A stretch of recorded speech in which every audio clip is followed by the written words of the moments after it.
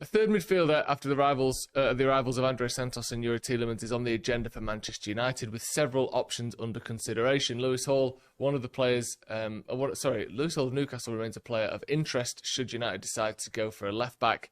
United are also looking at the market for a striker to share the load with Benjamin Sesko. In 24 and 2025, they held talks over re-signing Danny Welbeck from Brighton. This close. Getting quite far in the process last year, but they've also shown no indication of moving again for the 35-year-old, who is now subject to discussions with Chelsea. So that's another one of the sort of older heads that Chelsea have been looking at. Obviously, there's 2 or 3 things to get into there. The first of all is this sort of midfield option. And it's interesting, isn't it, that even the Athletic at the moment are going with the line, several options under consideration. It's hard to pin things down with Manchester United at the minute. And then that's not a dig at the Athletic. That's just, if anything, a bit of praise for Man United and the way they are conducting things this summer. With both Santos and Tielemans. Santos, it took, 5 days from the first links to us signing him. Tielemans, it took an afternoon. Obviously, the Tielemans one in particular was broken by David Ornstein of the Athletic. So, when it's ready to happen, it'll happen. But it does feel as though, especially in that midfield position right now, no one knows who the next signing is going to be. Baleba feels like a possibility, but do we want him? Then there's the other sort of outside of the Premier League players. I mean, Alex Scott's another one we're going to mention. Then there's talk of Stiller in Germany. There's talk of Tchouameni, of course, Camavinga, both out of Real Madrid, obviously. Like, at the moment, it really does feel as though we're not sure who that final player is going to be. But it does feel as though there will be a final player, which I think is the biggest thing here. Good morning to Joe's floating head, says Aditya. Thank you very much. Good stuff. We need Lewis Hall so much. We must get no one else. Simple as that. Well, we're going to be on to Lewis Hall now, because on that then, so the line, if we can bring it back up, please. The line on Lewis Hall. Okay, so this article may be free to read. So if that's the case, we can pop it up. Yeah, go on then. Talk about Town and Thompson. What positions are they looking at? Lewis Hall of Newcastle remains a player of interest should United decide to go for a left back, which again is kind of all that can be said at the moment. He's obviously a very good player. It's a weird one with Lewis Hall, isn't it? Because the last few weeks of the season, him and Eddie Howe seemed to have a bit of a bust-up. I don't know if it was a bust-up or a bit of just a disagreement or a slight falling out, whatever you want to call it. I don't want to over-egg it. They weren't headbutting each other.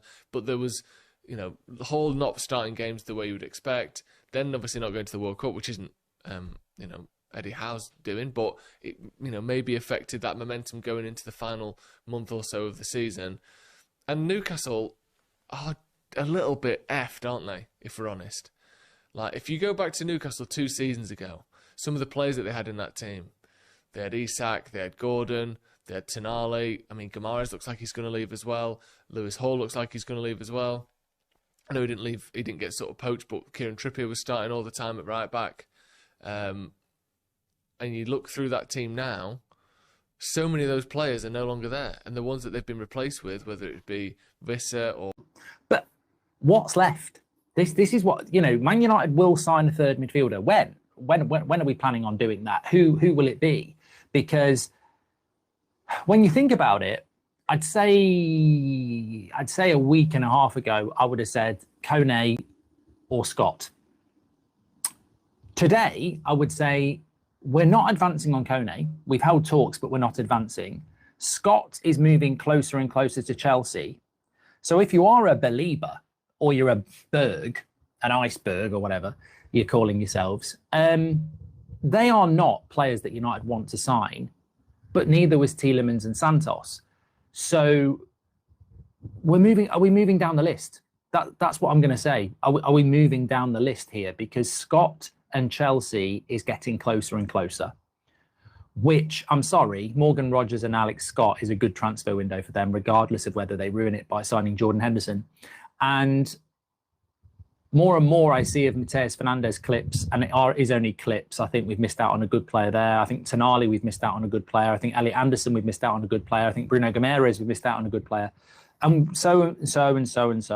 And we end up just moving down this list. So this third midfielder that we will sign, are we actually fast approaching this third midfielder just being almost an object that we will sign? Because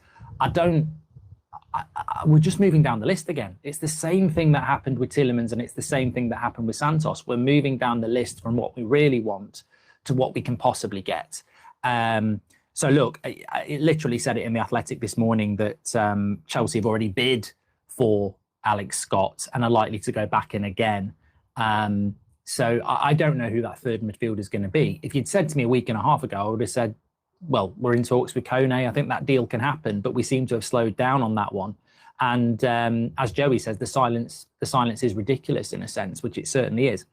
We can come back to that midfield situation, but I know that that's the priority for so many people. And whilst no news is sometimes what people say, well, there is news. It might not be United doing anything, but the closer Alex Scott moves to Chelsea, it's another one off the list, isn't it? And you work down the list again. I mean, you know, who knows? We'll have to wait and see what develops. But again, we're nearly halfway through another week, aren't we? And United are very, very, very quiet.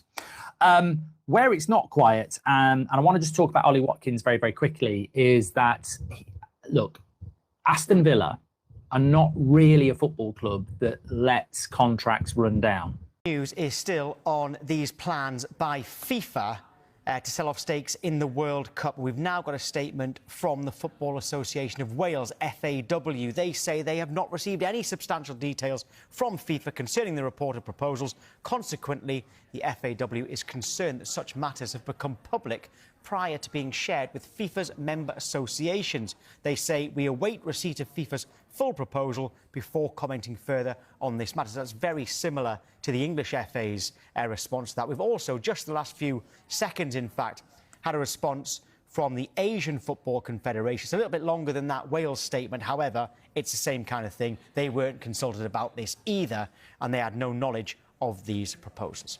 Old Trafford doesn't do quiet windows, and this one is shaping up to be anything but. While most of the football world has been fixated on the usual midfield merry-go-round, United's recruitment team has quietly been building a shortlist that tells a completely different story, and it centers on two positions that have haunted this squad for longer than anyone at the club would like to admit: left back and a genuine number 9. Let's get into what's actually happening behind the scenes, because there's a lot more substance here than the usual transfer noise. For 2 full seasons now, United's left flank has been patched together with loan spells, converted wingers, and academy graduates thrown in before they were ready. It's not that the club hasn't tried to fix it, it's that every attempt has either fallen through on price or collapsed because the player preferred a different destination. This time, sources close to the club's recruitment department are describing the mood as urgent but calculated. The profile they're chasing isn't a mystery. United's hierarchy wants someone comfortable inverting into midfield, someone who can complete phases of build-up play without needing a babysitter next to him, and, critically, someone who is still young enough to be a long-term answer rather than another stopgap. That last point matters more than people realize. The club has been burned before by short-term fixes that aged out of the position within 18 months.